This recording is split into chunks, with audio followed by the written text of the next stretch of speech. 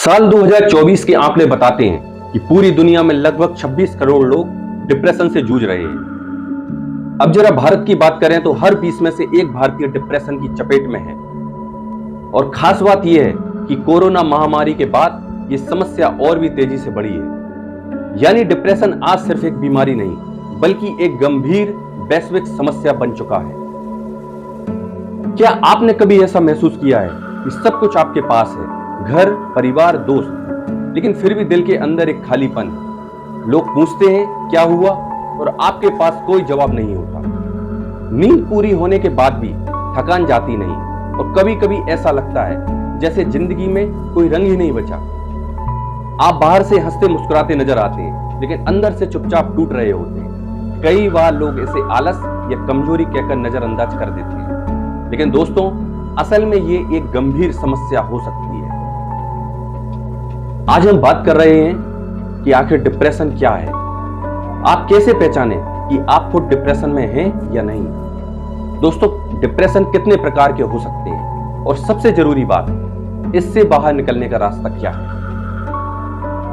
नमस्कार, मेरा नाम है शिवम तिवारी और क्रेडिबल नॉलेज जंक्शन में आपका स्वागत है।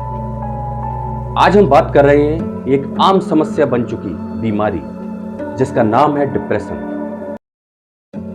दोस्तों, डिप्रेशन सिर्फ उदासी का नाम नहीं है, ये एक मानसिक स्वास्थ्य समस्या है जिसमें इंसान का दिमाग सोचने, महसूस करने और जीने का तरीका बदल देता है। डॉक्टर्स मानते हैं कि इसमें दिमाग के सेरोटोनिन और डोपामाइन जैसे हैप्पी केमिकल्स का संतुलन बिगड़ जाता है, इसलिए इंसान चाहकर भी खुश नहीं रह पाता। दोस्तों, अब सबसे जरूरी बात, कैसे समझें कि ये सिर्फ सामान्य टेंशन है या फिर डिप्रेशन है। अगर आपको ये लक्षण लगातार कई हफ्तों तक महसूस हो तो ये डिप्रेशन का संकेत हो सकते हैं। जो पहला संकेत है, लगातार उदासी और खालीपन। मन हमेशा भारी रहता है, चाहे कोई वजह हो या ना हो। उदाहरण के तौर पे, आप ऑफिस या कॉलेज में बैठे हैं, सब लोग हंस रहे हैं, बात कर रहे हैं, लेकिन आपको ऐसा लग रहा है कि मैं अंदर से बिल्कुल खाली हूं, कुछ भी अच्छा नहीं लग रहा है। दोस्तों, जो दूसरा संकेत होता है, अंदर से रुचि खत्म होना किसी भी चीज के प्रति। वो चीजें जो पहले खुशी देती थी अब बोझ लगती हैं। उदाहरण के तौर पे, मान लीजिए आपको पहले म्यूजिक सुनना अच्छा लगता था, दोस्तों के साथ क्रिकेट खेलना बहुत पसंद था, लेकिन अब जब आपको दोस्त बुलाते हैं तो मन ही नहीं करता। ऐसा लगता है क्यों जाऊं, मजा ही नहीं आएगा।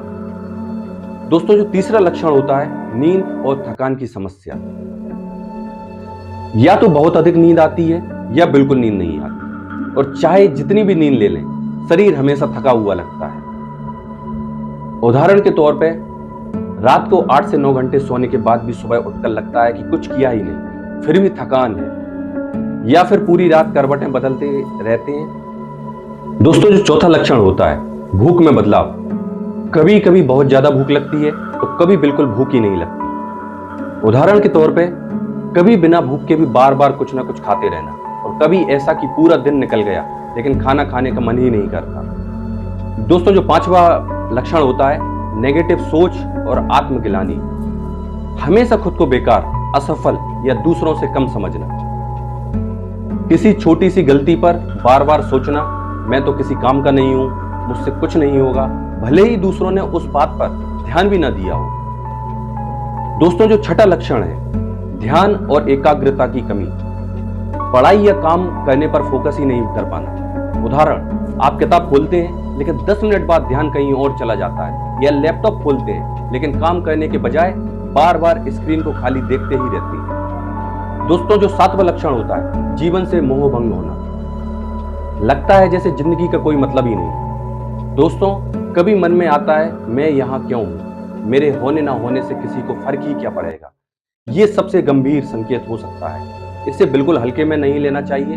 तो दोस्तों, अगर आपको किसी करीबी को ये संकेत लगातार नजर आए तो समझ जाइए ये सिर्फ साधारण उदासी नहीं बल्कि डिप्रेशन हो सकता है, और इसका समय रहते इलाज कराना बहुत जरूरी है। तो दोस्तों, डिप्रेशन सबके लिए एक जैसा नहीं होता, हर इंसान इसे अलग अलग तरीके से महसूस करता है। तो आइए समझते हैं डिप्रेशन के 6 मुख्य प्रकार और उनसे जुड़े उदाहरण। दोस्तों, जो डिप्रेशन का पहला प्रकार है उसे कहते हैं मेजर डिप्रेसिव डिसऑर्डर। ये सबसे कॉमन और गंभीर रूप है। इसमें इंसान लंबे समय तक गहरी उदासी और खालीपन महसूस करता है।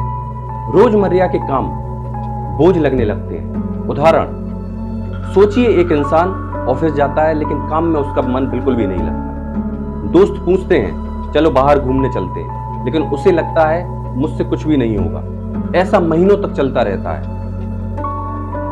दोस्तों, जो सेकंड नंबर पे आता है उसे कहते हैं परसिस्टेंट डिप्रेसिव डिसऑर्डर, डायस्टीमिया।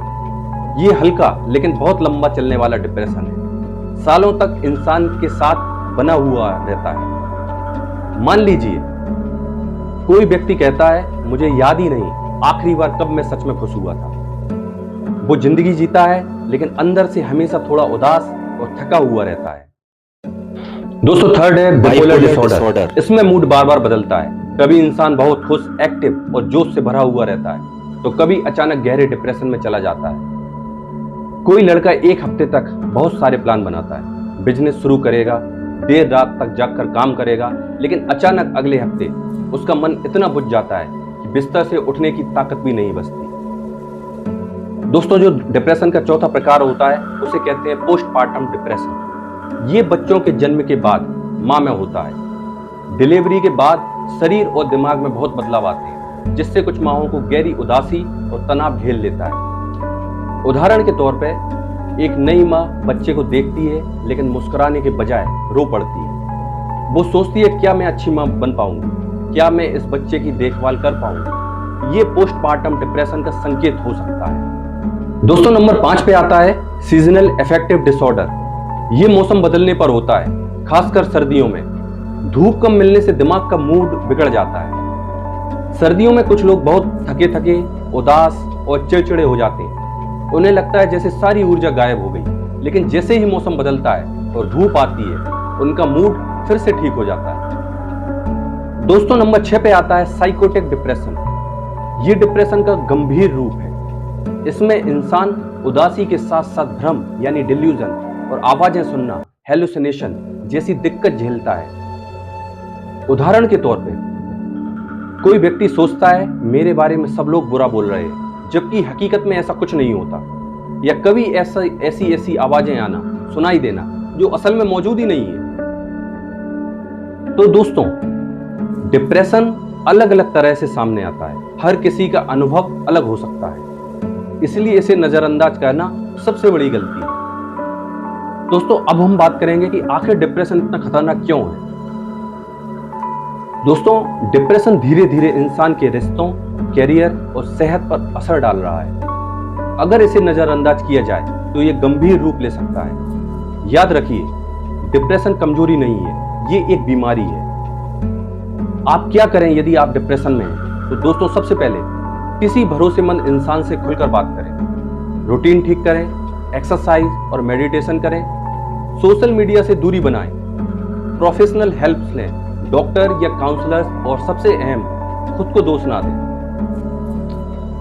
दोस्तों, डिप्रेशन से बाहर निकलना मुश्किल है लेकिन नामुमकिन नहीं। मदद मांगना कभी शर्म की बात नहीं होती। याद रखिए, सबसे अंधेरी रात के बाद ही सबसे खूबसूरत सुबह आती है। आप अकेले नहीं हैं और आप इस लड़ाई को जीत सकते हैं। तो दोस्तों, कमेंट में हमें बताइए ये वीडियो आपको कैसा लगा। यदि वीडियो आपको पसंद आया हो तो वीडियो को लाइक, शेयर और चैनल को सब्सक्राइब करना ना भूलें।